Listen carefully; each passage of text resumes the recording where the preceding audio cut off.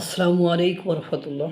পুরো বিশ্ব যখন গ্যাসের সংকট নিয়ে মাতামাতি, অর্থাৎ গোটা বিশ্ব যখন জ্বালানি সংকটে রীতিমতো তোলপাড়, ঠিক তখনই ওএনজিসির ভারতের ওএনজিসি একটা কোম্পানি পক্ষ থেকে কালকে বিস্ফোরক ঘোষণা এলো। সেখানে তারা পরিষ্কার বলেন তাদের দমন প্রজেক্টে কালকে $1 বিলিয়ন গ্যাস তারা প্রথমবারের মতো বিক্রি করার জন্য অন্যত্র পাঠিয়েছে। অর্থাৎ এই দমন প্রজেক্ট ওএনজির দমন আপসাইড ডেভেলপমেন্ট প্রজেক্ট আছে, যা আরবিয়ান সিতে অবস্থিত। সেখানে তারা প্রথমবারের মতো গ্যাস উত্তোলন করে কমার্শিয়ালাইজড বিক্রি করার প্রক্রিয়া শুরু করে দিয়েছে। অর্থাৎ ভারতের অনেক গভীরে পর্যন্ত তেল গ্যাস উত্তোলন এবং প্রক্রিয়াজাতকরণ করার জন্য তারা প্রচেষ্টা চালাচ্ছে।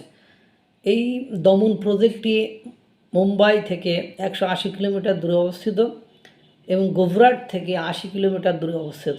তারা এই প্রজেক্টে $1 বিলিয়ন ইনভেস্টমেন্ট করেছিল। তার ফলাফল মেলা বা পাওয়া শুরু করেছে তারা। 2 বছর আগে 2024 সালে এই প্রজেক্ট শুরু হয়। B24P প্ল্যাটফর্ম প্রথমবারের মতো গ্যাস উত্তোলন করেছে এবং এই বিশেষ জায়গায় একটি সাবসি পাইপলাইন তৈরি করেছে, যা সরাসরি গুজরাটের হাজিরা গ্যাস প্রসেসিং কমপ্লেক্সে যাচ্ছে। এবার ওই গুজরাটের হাজিরা গ্যাস প্রসেসিং কমপ্লেক্সে যে ওখান থেকে প্রক্রিয়াজাতকরণ করে পরিশোধিত করে এটা গ্যাস অথবা ডিজেল বা পেট্রোল যে কোনো একটা জিনিসে পরিণত হচ্ছে এবং ওখান থেকেই তারা অন্যত্রে সাপ্লাই করবে। এবং এখানে যে প্রক্রিয়া শুরু করেছে, যে কোনো জায়গা থেকে গ্যাস উত্তোলন করতে 4 থেকে 5 বছর সময় লাগে, কিন্তু ভারত সেই অসম্ভবকে 2 বছরের মধ্যে সম্ভব করে ফেলেছে।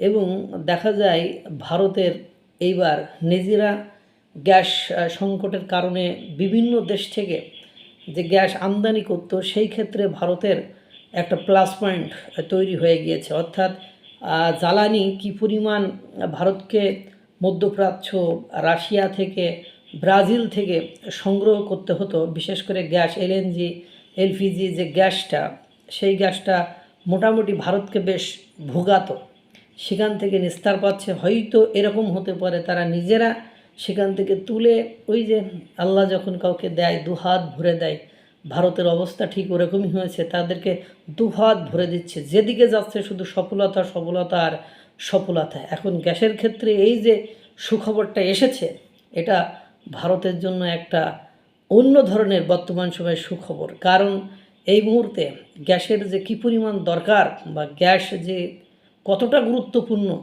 তা বলে শেষ করা যাবে না। আল্লাহ তাআলা সকলকে ভালো রাখুক, সুস্থ রাখুক। আসসালামু আলাইকুম ওয়া রাহমাতুল্লাহ।